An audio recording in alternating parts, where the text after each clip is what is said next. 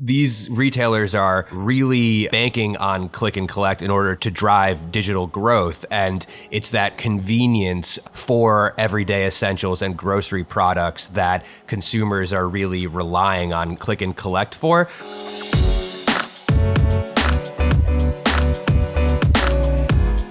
Hey gang, it's Tuesday, July 6th. Hope you had great long weekends. Blake and listeners, welcome to the Behind the Numbers Daily, an eMarketer podcast made possible by VTEX. I'm Marcus and I'm joined today by one of our analysts on the retail and e-commerce team. It's Blake Drosch. Thanks, Marcus, and happy belated 4th of July, even though that might be a sensitive subject for you. Yeah, a little bit. Why would you bring that up? I just thought it should be acknowledged. Okay, good. Thank you so much. Happy 4th. Happy 4th back. The American part of me did celebrate, even though I'm in the UK. You had half a hot dog? Maybe. It's all I could manage. Today's fact, folks. A dollar bill only lasts 18 months.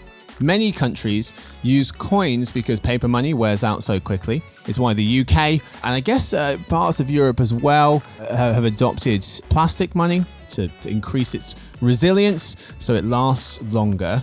So the notes are made of like a plasticky material.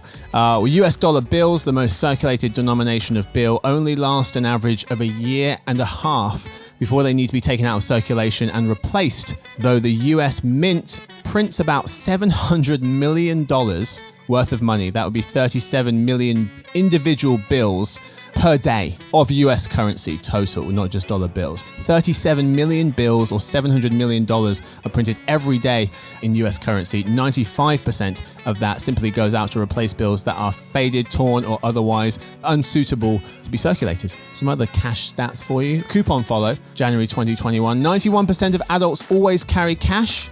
62% of them actually find themselves paying with it. The average amount adults claim to have on them is $86. Huh.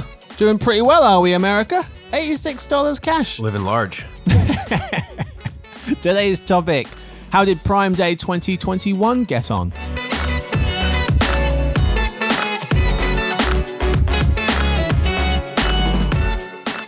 So an FTI consulting survey found that nearly 2/3 of Amazon Prime Day shoppers surveyed intended to spend more during this year's event than they did in 2020.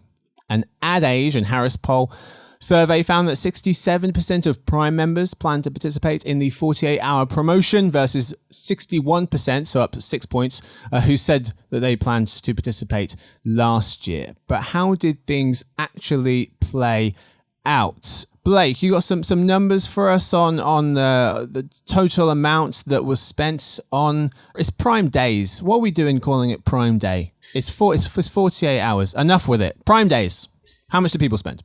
Yeah, so to just take a, sort of a larger view, sort of the first data that's come out, and, data is still coming out, and there will also be, consumer post-Prime Day surveys that are probably going to be coming out within the next couple of weeks that give us some better insights into how consumers actually shopped rather than how they planned to shop before Prime Day. But overall, Adobe's numbers came out and saw that there was 6.1% growth compared to the $10.4 billion in total US Prime Day sales from 2020. So that would bring this year's number to surpass 11 billion. And like I said, still looking at some early consumer surveys that have come back, but one that I was looking at this week from Blue Yonder, which is a digital supply chain platform, they asked Prime Day shoppers about how much they spent in comparison to last year,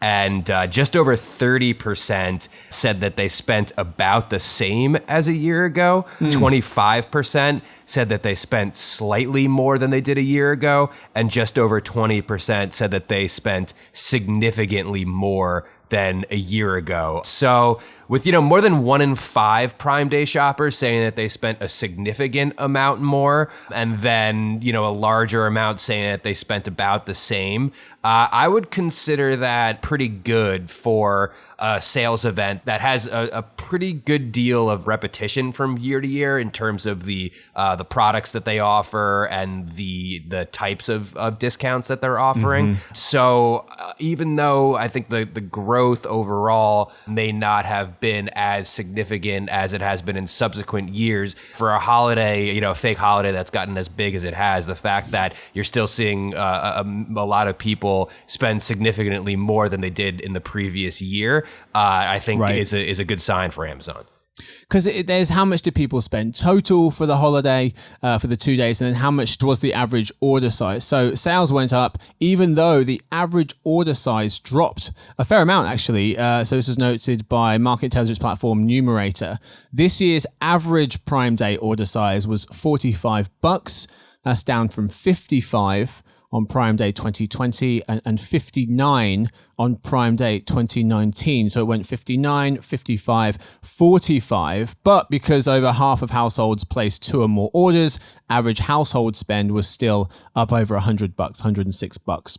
Yeah, but it's interesting because when you look at that individual order size being an average of just over $40, that means that a lot of folks are more likely to go on Prime Day because they're aware of it, that there are discounts, that they're going to go and browse for, a product that they might not need, but they discover and end up purchasing because it's, part of this sales event, which is different than another sort of Prime Day shopping behavior that we often talk about and sales behavior that we often talk about are people identifying larger products like things like televisions, computers, and other electronics, which often sell and have sold well again on Prime Day this year. But looking at the average price being quite lower, it means that people are more likely to just go on Amazon, poke around, and maybe make a smaller purchase, which ends up,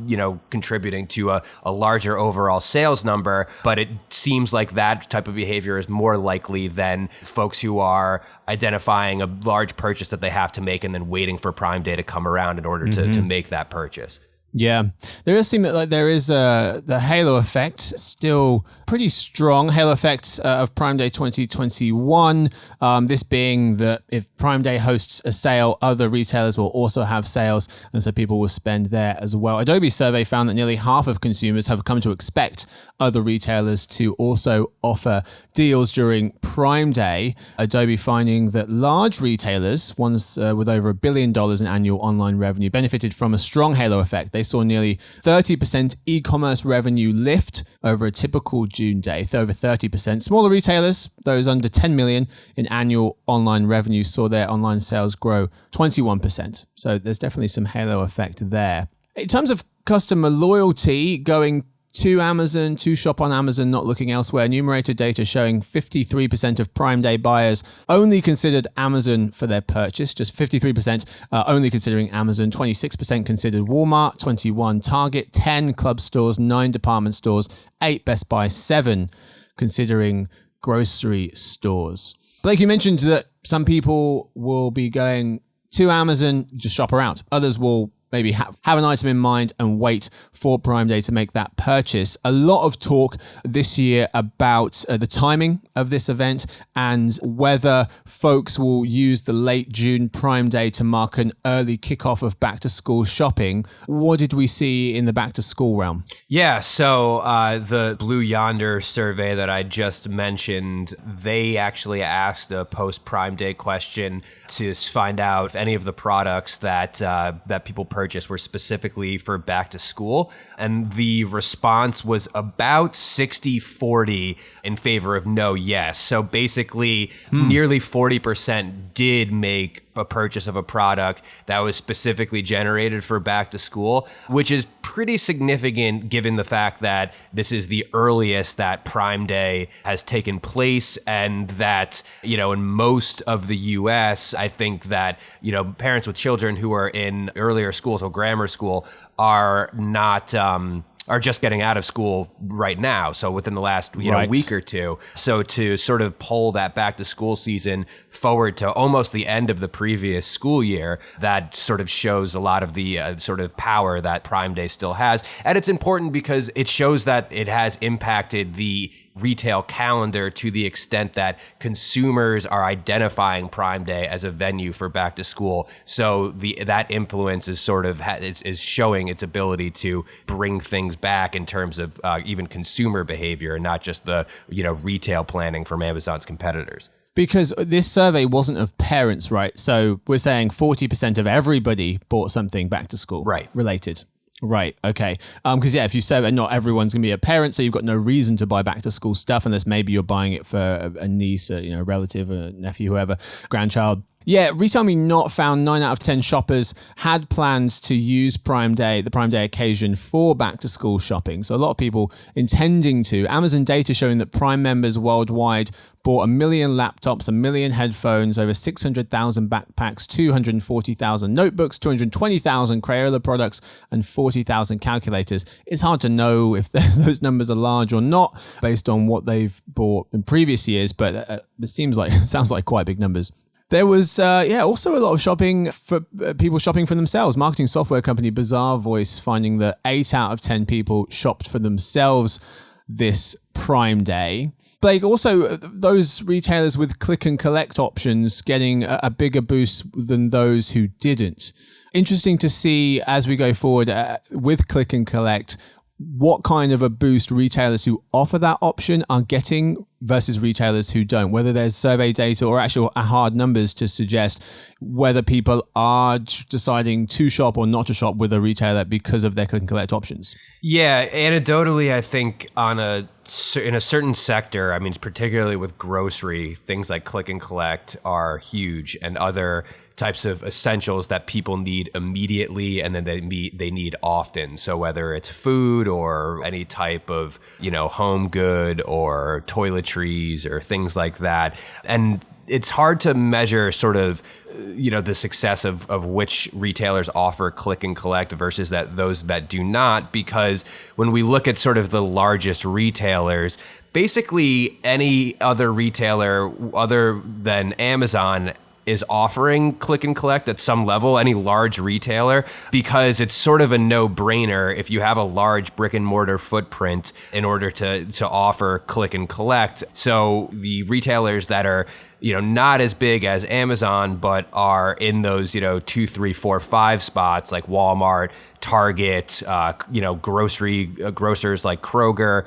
These retailers are really banking on click and collect in order to drive digital growth. And it's that convenience for everyday essentials and grocery products that consumers are really relying on click and collect for. For other areas, like things like electronics, like a Best Buy offering click and collect options, those things are certainly valuable to the omnichannel shopping experience, but are maybe not as crucial for retailers in sectors like electronics, where you're only making a purchase every once in a while versus a retailer that's focusing on everyday essentials. I want to circle back to that headline number before we close out the lead story. So as you mentioned, Adobe's Digital Economy Index data pointing out that total US online spend across all retailers crossed the $11 billion mark during the 48-hour 2021 Prime Day event. It's June 21 to June 22. $5.6 billion on day one, $5.4 billion on day two. And as Blake, as you mentioned, 6% growth on 2020's $10.4 billion in total Prime Day 2020 online revenue. What does that 6% number mean? Is that impressive? Is that not as good as we were expecting? Yeah, I mean, there are a couple of things that you need to consider, because whenever you're comparing Prime Days to years past, then you're looking at an imperfect comparison, right? I mean, especially, and it's never been more true looking at the 2021 to 2020, because not only is it at a different time in the year, consider it's at a different time of the year, especially a time of the year when shopping is at more of a low point than it is in October, when people are gearing up for the holidays and the end of the year. And then on top of that, you have a pandemic year of 2020 when e-commerce was surging, and Amazon in general and Prime Day had really strong growth throughout the year. So you're looking at a really not an even comparison. So from that perspective, I think the 6% is actually, pretty good for a single sales event when you consider the fact that people are returning to stores. E-commerce growth overall from 2020 to 2021 is not going to be as significant as it was from 2019 to 2020. And thirdly, that where it's not butted up right against the holiday season, it's actually at a point in the shopping season where there isn't as great of a demand for a lot of the products that Amazon or in Amazon's wheelhouse. Yeah. And number 4, the fact they announced this like 2 weeks ago. Yeah, well, they wanted to keep everybody on their toes. I think that, people knew that there was going to be a June Prime Day, but we didn't get the dates until, like you said, a couple of weeks out. And I think that that's all part of, Amazon's wheelhouse in order to try and, control the retail calendar and make their competitors, have to, act quickly in their shadow. Yeah. One thing is for certain is that $11 billion was more than the $10.9 billion recorded last Cyber Monday in online revenue, which was the largest single online shopping day in US history. This year, the first day of Prime Day was the biggest online sales day of this year, followed by the second. So we've got the first and biggest single shopping days being Prime Day number 1, Prime Day number 2. The most popular item bought during Prime Day was the Fire TV Stick 4K with Alexa voice control. Really quickly on the advertising side, just wanted to know Insider Intelligence analyst Daniel Carnahan noted recently that ad spend on Amazon during Prime Day nearly doubled versus 2020, according to new data from FeedAdvisor. The home and kitchen category saw the largest growth in ad spend at 130%. He also pointed out that the cost of advertising during Prime Day rose as well. Cost per click was up nearly 30% versus 2020. That's not a great measure, though, given that 2020 prices fell by nearly 14%. Amazon's ad business will continue to register strong growth. This year, we expect Amazon's US ad revenues to cross the $20 billion mark. That's up 30%, good enough for a near 11% slice of the digital ad pie. Third place behind the usual suspects, Google, 29%, Facebook, 25%. That's it for the first half. Time now for the halftime report, where we give you the key takeaways from the lead story. Blake, your takeaways from the first half? Yeah, so Prime Day was a success, I think, by most measures. The thing that I found most interesting to take away is that discrepancy that that difference between shopping behavior that we talked about, is that Prime Day seems to have this relevance at this point where people will go onto Amazon, not with things in mind that they need, but will search for particular discounts and most likely end up making a purchase, even though it's not a big purchase. But a lot of people looking for smaller deals and actually acting on these deals is still leading to a successful Prime Day, even if individual purchases have gone down. And then the last thing to look out for, I think the big question is, it's not out of the cards. This is obviously just a rumor or a speculation at this point, but will Amazon decide to have another Prime Day in the fall or sometime leading up to the holiday season? And I think that would make things very interesting. Good question. We shall see. That's it for the lead story. Time now for In Other News, but first a quick word from our sponsor, VTEX.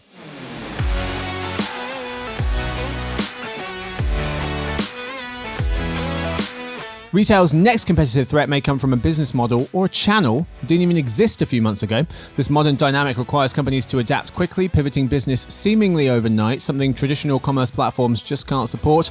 There's a new enterprise commerce platform on the rise, one that's fast, flexible, and doesn't require 9 months and $1 million to get up and running. Go to vtex.com/emarketer to learn more.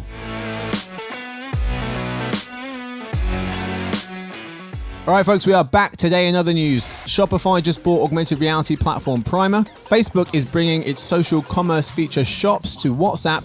And how many folks said content on Facebook and Instagram resulted in buying products?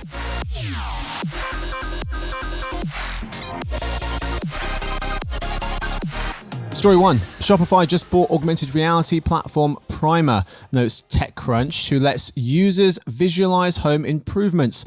Primer is currently partnered with tile and textile design brands, but Shopify will likely help them expand to furniture and lighting fixtures, notes Mariel Soto Reyes of Insider Intelligence. In other AR news, augmented reality news, Instagram is getting an AR-powered visual search feature to help users discover new products based on the photos on their camera roll or elsewhere in the app. Blake, what do you make of these announcements and AR's ability to help shoppers? Yeah, so I think two different aims for two different types of companies. Shopify is obviously all about enabling small businesses to have a comprehensive e-commerce offering. So if larger retailers and brands are incorporating their own technology like AR into their e-commerce shopping platforms, this is going to help small businesses who use Shopify have a similar offering without having to partner with a tech vendor and just have that already baked into, the Shopify platform, which powers their own e-commerce sites. So just another offering for small businesses. On Instagram, this is something that's pretty crucial considering the fact that, Pinterest and Snapchat, which are other discovery platforms, have visual search capabilities. And as Instagram really becomes the predominant discovery platform for many products, but particularly fashion and, home appliances and things that are very visual, it makes perfect sense for them to invest in visual search. Marielle pointed out two things here. Buying furniture/home furnishings online jumped 34% in the US last year versus buying them in store went up just over 2%. And she points out with regards to AR that the iPhone 12 Pro came out last October, first phone to have back-facing light detection and ranging, which LiDAR, which detects depth and size. Great for designing a room with furniture or fixtures to scale. What once took a design or program team can now be done by the consumer. Story 2, Facebook is bringing its social commerce feature Shops to owned property WhatsApp so businesses can create storefronts for the chat app. Shops on WhatsApp would allow users to chat with businesses before buying. Facebook is also setting up shops on Marketplace so sellers can set up an online store on Facebook without on-site checkout. Setting up a shop lets it work across Facebook, Instagram, and WhatsApp. Blake, your thoughts here? Yes, I think the natural conclusion that you would jump to is drawing a comparison between WhatsApp and WeChat, which is sort of the main driver of social commerce in China. But the difference between WeChat and basically every social network in the US is that WeChat is more centralized. It's not just a place where, people use it as a social network, but they also use it to browse the web and to shop.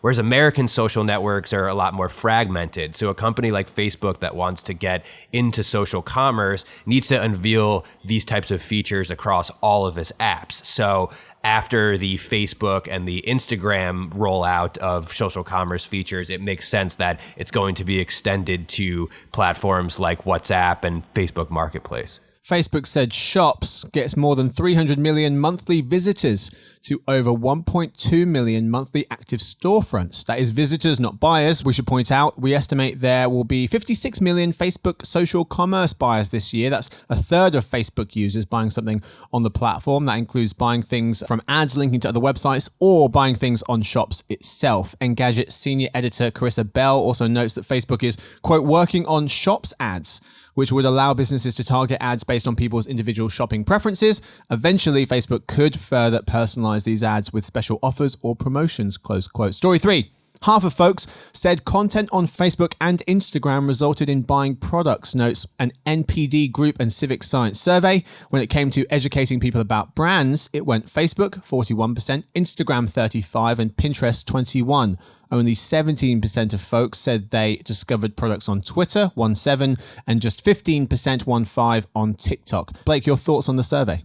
Yeah, I think it's no surprise that social networks have become sort of the preeminent place for product discovery, and it's not just because that there are algorithms and other types of technology that make discovery a lot more personalized and a lot more engaging on social media. It's also because, another simple factor that, the presence of influential people that are on social media constantly makes social media a culturally relevant space, and that drives a lot of purchasing behavior, and it always has. When you think back to things like magazines, and then later on, blogs and other websites. It's just sort of the natural progression is that the culturally relevant pieces of media become the places where, consumers look to for, product discovery, particularly with fashion and other types of lifestyle things. So the fact that Facebook is sort of leading the charge, I think, just speaks to the sheer amount of users that are on Facebook, but it's really just social media in general. And I would, look more closely at platforms like Instagram and TikTok, which are sort of deemed as sort of the most culturally relevant in terms of them being places that will, soon catch up with Facebook, I think, in terms of being, just as important when it comes to places where people go to discover products and ultimately buy them. Really quickly, what can encourage people to convert on social platforms? Because it's been said, Jasmine Enberg, one of the analysts here, has said that social media will be a place where people shop, not so much buy. What can make them buy or convince them to buy? Yeah, and I think she's totally right in terms of, it's always going to be more of a place where people shop and discover products and ultimately make purchases, just because purchases are calculated and things are usually not purchased on a whim. But I think that, ease of checkout is probably going to be a big thing. If you can get someone making 2 or 3 purchases on a social platform to the point where they're going to save their credit card information, or if they're using something like Apple Pay that's already built into the phone, that type of, frictionless checkout within an app that could end up driving more sales. However, I think the big difference is that social networks, as they are right now, people are discovering products that they're not purchasing frequently. So it's things like, fashion and other types of nice to haves, not need to have. So it's not necessarily a place where, a place like Amazon where people are going, a couple of times a week to make purchases for things that they need. So there's just less of an incentive for people to have a built-in and a, fluid way of checking out on those apps right now. When it comes to that stat at the beginning, half of folks saying content on Facebook and Instagram resulted in buying products. NPD's apparel industry analyst Maria Rugolo points to pandemic-fueled impulse shopping. She notes that as these platforms make buying even easier, as you were just pointing out, Blake, with one-click shopping, social media will continue to gain more impulse purchase attention. When it comes to converting ads and other content into purchases, second-hand apparel platforms rule, apparently 53% able to do so, whereas just 22% said Pinterest's content resulted in a purchase. That was the lowest among the 9 options listed, notes Maria Monteros of Retail Dive. And that is all we have time for today's episode. Thank you so much to Blake for joining me. Thank you. Thanks to Victoria, who edits the show. Thanks to everyone listening. We'll see you guys tomorrow for the Behind the Numbers Daily, the eMarketer podcast made possible by VTEX.